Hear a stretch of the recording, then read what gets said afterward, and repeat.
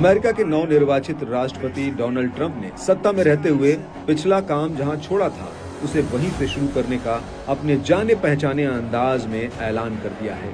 अपने पुराने तेवरों के साथ उन्होंने अमेरिकी सहयोगियों को भी निशाने पर लेना शुरू कर दिया है। ट्रंप का कहना है कि अगर नेटो के बाकी देशों ने अपने अपने हिस्से के बिलों का भुगतान नहीं किया तो अमेरिका नेटो से खुद को अलग कर सकता है। अमेरिकी राष्ट्रपति चुनाव में दमदार जीत दर्ज करने वाले ट्रंप ने उन बदलावों का ब्यौरा पेश कर दिया है जिसे वे शपथ लेने के पहले दिन और उसके बाद अपने कार्यकाल के दौरान करेंगे।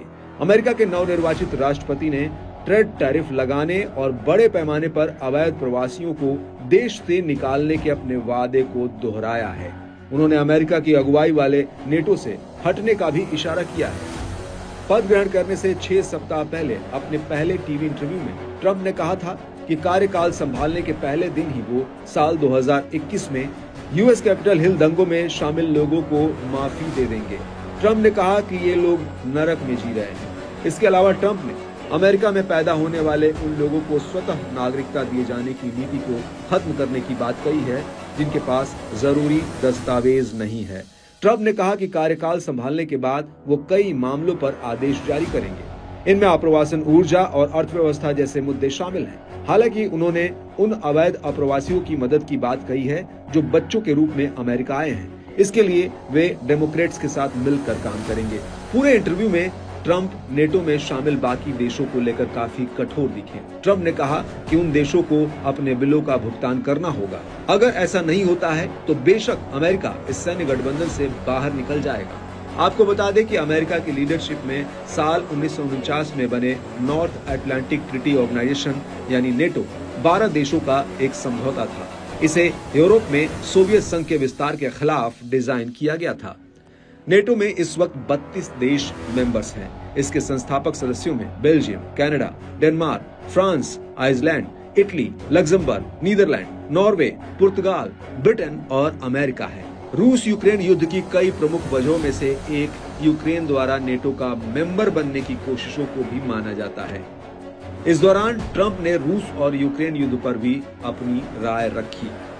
उन्होंने कहा कि यूक्रेन के लिए अमेरिका का सपोर्ट कम किया जाएगा। शायद यूक्रेन को मिलने वाली आर्थिक मदद कम कर दी जाए जो यूक्रेन में युद्ध शुरू होने के बाद से अमेरिका लगातार देता रहा है। हाल ही में बाइडेन प्रशासन ने यूक्रेन की सैन्य मदद बढ़ाई है। ट्रंप के इस बयान से जाहिर हो रहा है कि वो 20 जनवरी 2025 को अपनी गद्दी संभालने से पहले यूक्रेन युद्ध को खत्म करने के लिए कितने गंभीर हैं।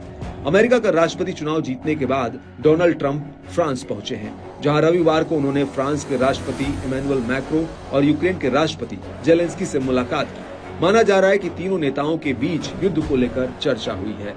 ट्रंप ने कनाडा, मैक्सिको और चीन के खिलाफ टैरिफ लगाने की बात भी कही। उन्होंने टैरिफ को एक पावरफुल टूल्स बताया। इस बीच डेनिश बैंक सेक्सो ने ट्रंप की वापसी से अमेरिकी अर्थव्यवस्था पर होने वाले प्रभाव पर अपनी रिपोर्ट पब्लिश की है। रिपोर्ट में कहा गया कि आने वाले साल में दुनिया अमेरिकी डॉलर का ऑप्शन तलाशेगी।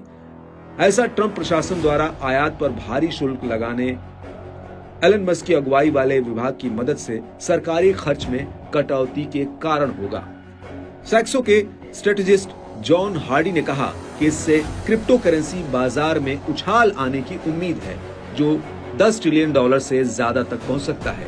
इस बीच अमेरिकी डॉलर प्रमुख करेंसियों के मुकाबले 20% गिर सकती है।